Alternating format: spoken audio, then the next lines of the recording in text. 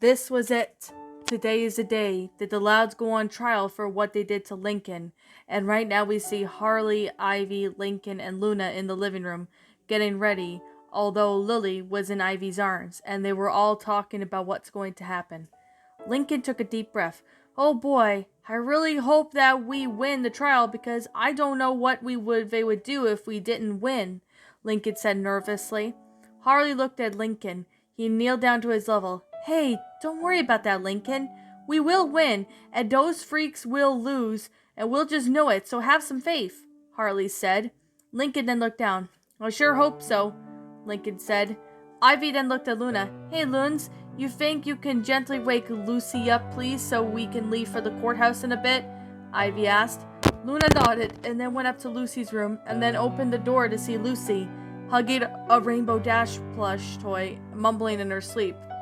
Luna sighed and looked at Lucy's sadness. I really don't like seeing Lucy like this. I hope she doesn't break down in court, Luna thought. Luna then walked over to the bed and rubbed Lucy's back. Lucy, it's time to get up and get ready for court today, Luna said softly. Lucy then woke up and started to look around the room. Then she saw Luna. She hugged her tightly and cried, I'm sorry, Luna. I am so sorry for what I did to Lincoln. I'm sorry, Lucy cried. Luna then hugged her back and rubbed her back. Shh, it's okay, Lucy. Go change, and you just had a nightmare. It's all over now, Luna said. They stayed like that for a while, then Lucy broke the hug and grabbed Rainbow Dash plush toy. It's okay if I bring this with me to court. It's the only thing that calms me down, Lucy said. Luna smiled. All right, Lucy, even though it may help you in court when you go up to stand. Now let's go. The others are waiting for us, Luna said. Lucy then got out of bed, got dressed, and she and Luna went downstairs. And Lucy was a bit shaky. Then she saw one of the others, and Ivy sees Lucy walking carefully and shaking. Lucy was about to fall, but Harley grabbed her in time. Harley looked at Lucy and smiled. Good morning, Sunshine. How did you sleep last night? Harley asked. Good, Lucy stuttered as she hugged her plush toy. Lily then sees scars on Lucy's arms. Lucy, you have boo-boo, Lily pointed out. Lucy rubbed the scars on her arm. Then Lincoln walked up to her and hugged her. Everything is going to be okay, Lucy. We will win, trust me, and don't worry, I'll always have your back, Lincoln reassured. Lucy smiled and hugged him back. Thanks, Lincoln. I'll sure have your back too, Lucy said. Harley and Ivy smiled at their brother and sister moment, and then Ivy looked at the clock. Oh crap, it's almost time to head out. Now, to court, everyone is ready. Ivy asked. Is everyone ready? Luna then looked at Ivy. We're all dressed up and ready to end this, Luna said. Lincoln then spoke. Jordan, Ronnie Ann, Haku, and Lenny said that they'll be heading to the court any minute, so we should probably do the same thing, Lincoln said. Harley then grabbed her purse and smiled. All right, then, gang, let's go kick some ass, Harley said. Ivy then looked at Harley in confusion. It's pronounced go and kick some ass, Harles, Ivy corrected. Harley shrugged. Mine was better, and I'm pretty sure that I'm not the only one who says that, Harley said. They all got into the car and they went to the courthouse, but the unbest to know to them that they were being watched from a distance and followed them from behind. At the Royal Woods courthouse, the courthouse was filled with tons of people that witnessed the biggest family feud in history, and even the news stations from all over Michigan and out of Michigan came out to see who would go down. Harley and Ivy's car had arrived and saw a lot of people there, and they got out of their car and the reporters started asking them questions about what they planned to do. Luckily, the cops were pushing them out of the way at the time. Harley then whistled. Holy crap! Now that is a ton of people here to see this, Harley said. Then they saw Vanzilla pull in and the Louds walked out and people started booing at them. You're all monsters, a man said. How could you do that to your son and daughter? A woman said. There is a place in hell for people like you, another man said. You both are horrible parents to your kids, another woman said. That ticked Rita off. I am a good mother, and I want my children back, Rita yelled. The Loud sisters tried to say that they're good kids, but Lincoln and Luna, Harley, Lucy, Ivy, and Lily were looking at them, even with rage. Lily was even looking at them in anger. Harley then walked up to them. Enjoy your last moments together, because by the end of this trial, when we'll win, you'll all be surprised at what we have in store for your asses, Harley said. The Louds then walked into the courtroom, and Rita looked at Harley with anger before she walked in. Lincoln then sees Lucy hugging the plush toy very hard, and then he whispers in Ivy's ear that she sees that Lucy was doing. Harley kneeled down and wiped Lucy's tears away. Hey, look, nothing's bad is going to happen to you, Lucy. All you have to do is tell the judge the truth and you'll never see them again, Ivy said. Lucy then calmed down and wipes her tears.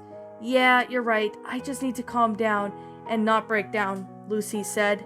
When they heard a woman scream, everyone saw a mud-looking creature and a shark man dressed in blue and hoodie and with red pants. There was someone that Harley and Ivy knew. Clayface and King Shark, Harley said in shock and then hugged them. Hey Harley, hey Ivy, King Shark greeted. Salutations, old friends, it's good to see you again, Clayface greeted. Ivy then walked up to them. Hey, where were you two at and what are you doing here? Ivy asked. King Shark then looked at Ivy. Well, I was just minding my own business and watching some TV when all of a sudden the news came on and I saw that you two got in there, King Shark said. Clayface then spoke. And I was in audition for a dramatic role, and then I overheard a lovely young couple talking about a green-skinned girl and a pale white-skinned girl going for trial to have some young children and put two and two together, Clayface explained. King Shark then continues. And after what we saw, we just couldn't stand by and do nothing. You two are our friends, and we want to help, King Shark finished. Harley smiled. Well, we're glad you guys came here. Thanks for coming. Harley then sees Lincoln, Luna, and Lucy and look in shock. Harley then remembered. Oh, almost forgot. Lincoln, Luna, Lucy, these are our friends, Clayface and Shark King. We had told you about them, Harley said.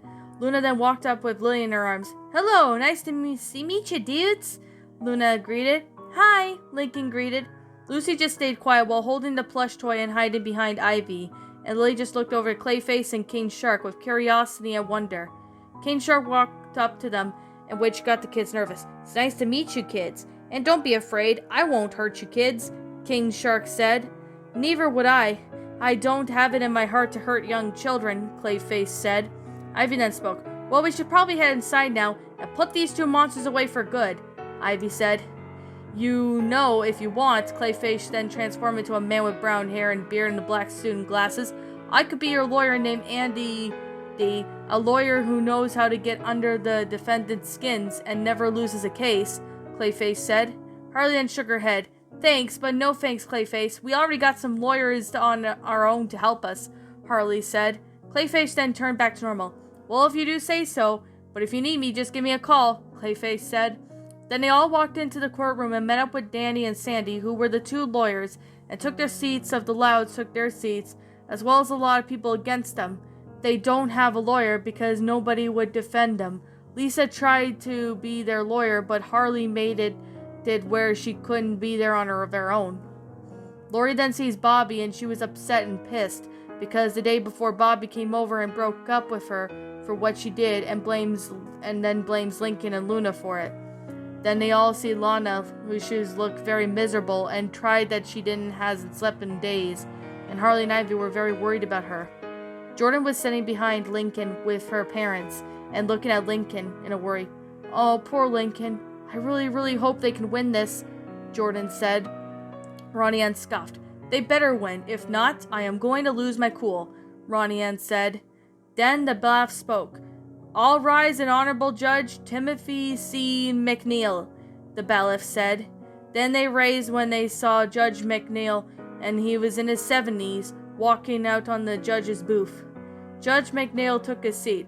All right then, here we go, to see who could be the biggest act of neglect and even mistreating children. This history court is now in session, George McNeil said as he slammed his gavel.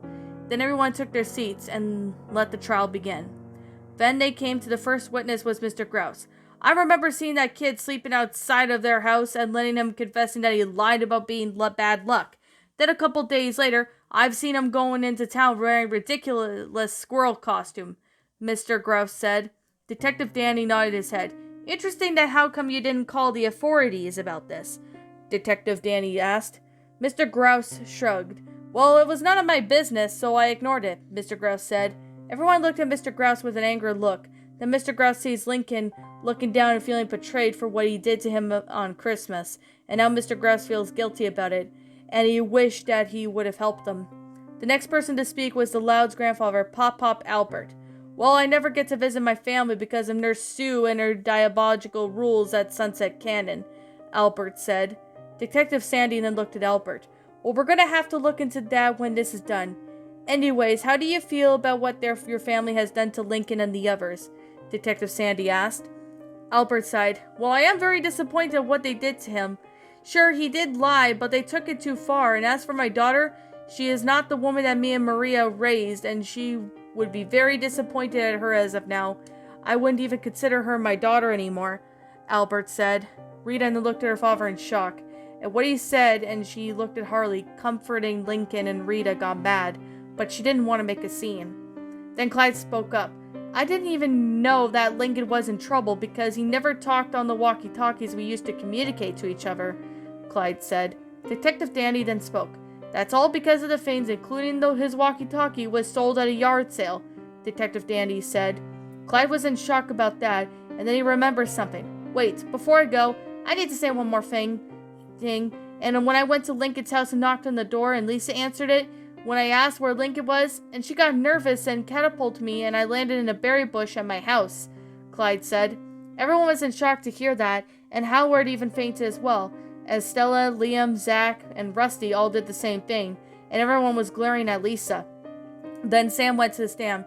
Luna told me about what her family did to Lincoln, and I was disappointed about it, but that I'm glad that she got him out of there. And as for Harley and Ivy letting them stay with them, Sam said. Detective Sandy then said, and how come they didn't want to stay with you if you and Luna are so close? Detective Sandy asked. Sam then looked at Detective Sandy. Well, because Luna is my girlfriend, and if they stayed with me, then my mom would have adopted them and make us sisters, and you can't really date your sister, Sam explained. Everyone nodded their heads in agreement because it was a good reason. Even Sam's mother, Allison, agreed as well. When it came to Jordan's turn, I've seen Lincoln in that suit and he was getting bullied and picked on by the other kids. And Principal Huggins counted on my teleport to them because he was just concerned about Lincoln, Jordan said. Detective Danny then looked at Jordan. That was very nice of you, Jordan. Of how close are you with Lincoln? Detective Danny asked. Jordan then blushes at the questions. Well, we're very good friends since kindergarten, and we still talk to each other from time to time, but we don't hang out much, Jordan said. Detective Danny then asked, if you and Lincoln are close friends, how come you didn't help him when he was in that suit? Detective Danny asked. Jordan sighed, well, if I knew that Lincoln was going through that, then I would have done something more. I'm really sorry, Lincoln, Jordan apologized. Everyone then was on at the time, then Jordan went back to her seat, hugged Lincoln, who hugged her back, and everyone found that cute. Judge McNeil then spoke. Why don't we hear what the Louds have to say about this whole thing, shall we? Judge McNeil said. First was Lori. I do everything, and I do make sure that everyone stays in line of the house, and I love all my siblings, Lori said. Detective Sandy then asked, what about your brother, just because what you said from that interview with Batman, and what you said that you wish that he was never born and your mom should have got him adopted or got rid of him? Detective Sandy questioned. Lori then got nervous and then started to sigh. Okay, I admit it. I all said that because Lincoln was nothing more than a little twerp who should stay out of our business, and I didn't even ask for a brother. Lori admitted it. Everyone looked at Lori in anger, and Lincoln just looked upset at Lori, thinking about him, and Harley was rubbing the back of him and looking at Lori with anger as well, and Luna was doing the same thing. All she could do was not kick her ass, and Bobby was looking away from Lori in tears. Next was Lenny. I love my baby brother. I really do, Lenny said. Detective Danny then looked at Lenny. Then how come you sided with the family and treated Lincoln like a good luck charm? Detective Danny asked. Lincoln then got sad. I didn't want to do it. I really didn't. But they lied to me saying that Lincoln was going to die if I didn't know that I'm not that smart. But I wish I knew why I'm like this. I just hate being so dumb, Lenny said sadly. Everyone got bad for Lenny and Lincoln, and Luna was in shock because they never really knew Lenny felt that way. Then Luann came to stand next to Straightjacket, laughing like crazy, which creeped everyone out. Detective Sandy then spoke. Alright, Luann, how come can you please tell us that you make demented pranks and hurting your family with them? Detective Sandy asked. Because it's so much fun to see people in pain. It's hilarious seeing them screaming and running around like a bunch of cowards. Luann laughed. Detective Sandy then was a bit creeped out, but then asked, but what about your family? Don't you recognize the pain you're putting your family in? What if your pranks could have killed them? Detective Sandy asked. Luann laughed. Yes, I do know that. And that was the plan one day. I'm going to make a prank so good that they'll die from it. Luann then laughed manically. Everyone got scared by that, and Lincoln and Luna and Lucy had gotten worried of what she has planned, and Harley was right in the reincarnation of the Joker, and she was worried about what her plans are. And I thought the Joker was a maniac, King Shark whispered to Clayface. Indeed, she is another version of him, Clayface whispers back. Then Lola got up on the stand. I would never try to hurt my big brother. I love him big time. Lola tried to play innocent. Detective Andy shook his head. Nice try, kid, but playing the innocent trick isn't working anymore, Detective Danny said. Lola then got nervous. I don't know what you're talking about. Lola then grabbed the $1 million bill from her dress. Perhaps this will make you change your mind, Lola bribed.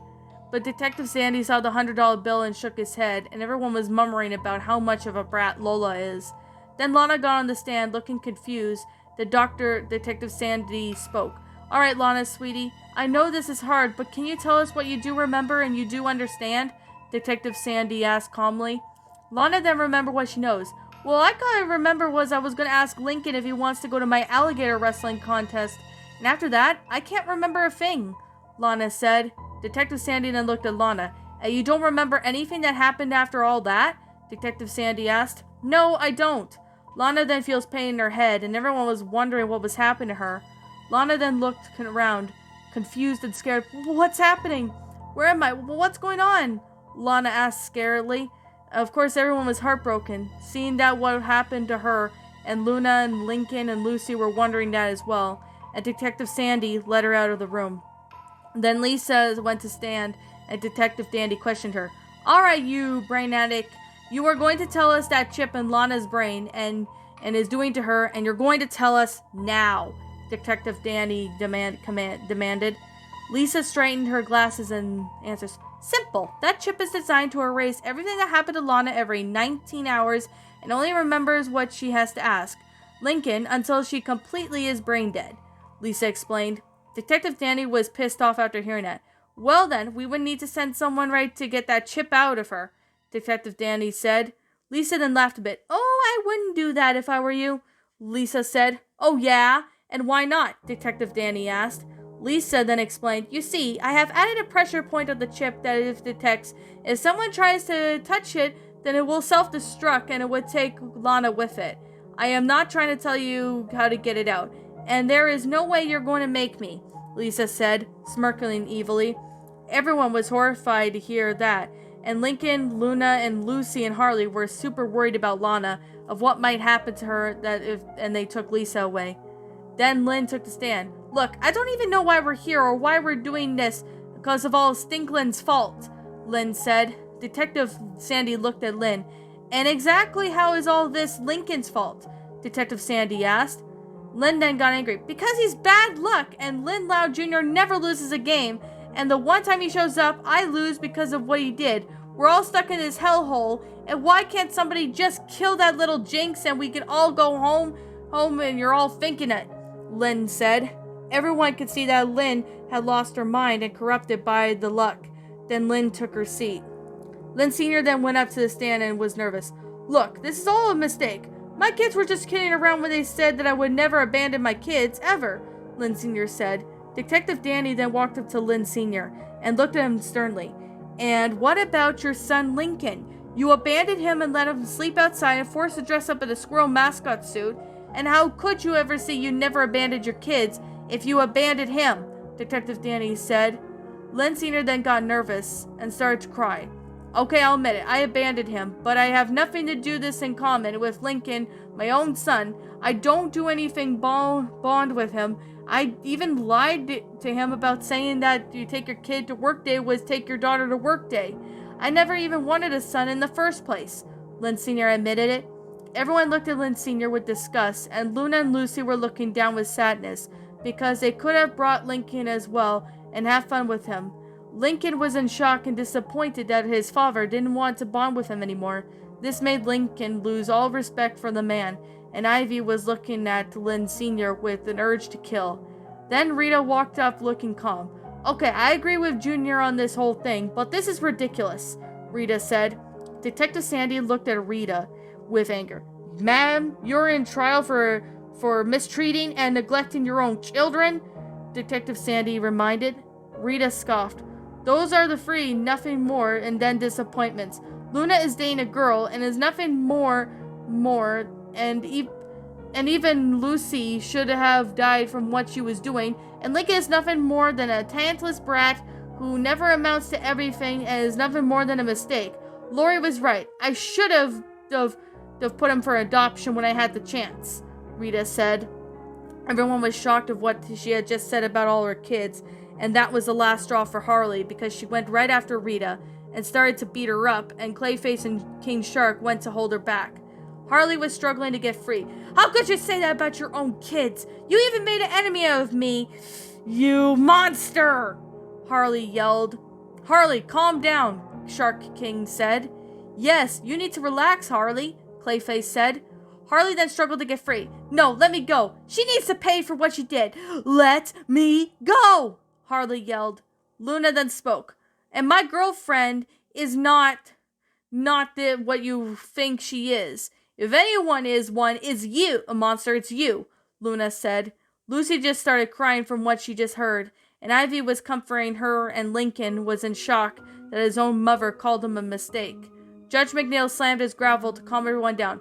Order, order. All right, everyone calm down, cause we don't want a bloodshed in here, Judge McNeil said.